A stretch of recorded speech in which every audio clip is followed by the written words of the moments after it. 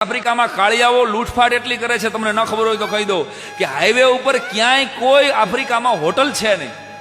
આખા આફ્રિકામાં તમારે આંટો મારી આવવાની છૂટ. જેમ અમેરિકામાં મોટલોમાં ગુજરાતીઓ આગળ વધ્યા છે, આફ્રિકામાં 100% ઇકોનોમી ગુજરાતીઓ પાસે છે, પણ હોટલ નથી.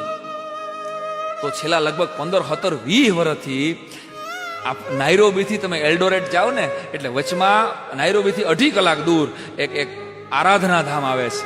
પ્રેમચંદ શાહ નામના આપણા લગભગ જામખમાળિયા પાસેના કોઈ શેઠે, આપણા ગુજરાતીએ ત્યાં આરાધના ધામ બનાવ્યું છે, જલારામ બાપાનું મંદિર બનાવ્યું છે. અને મિત્રો, કાળિયાવે આખા આફ્રિકાના કોઈ પણ હોટલ, કોઈ પણ મંદિર માથે લૂંટાલૂંટ કરી છે.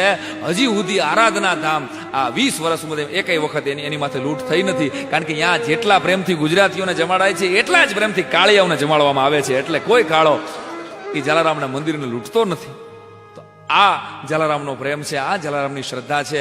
જે વાત ઉપર શરૂઆત કરી હતી એ વાત ઉપર પાછો આવું છું મારા વાલા, કે જલારામનો ભગત હોય, જલારામને પ્રેમ કરનારો હોય, એ કોઈ બરોડા રહે છે, કોઈ બગોદરા રહે છે, કોઈ અમેરિકા રહે છે. રોજ કઈ હું તમે વીરપુર જઈ શકીએ એમ છીએ નહીં, તો ક્યારેય મનમાં એવું ન લાવશો કે આપણે બાપાના દર્શન ન કરી શક્યા.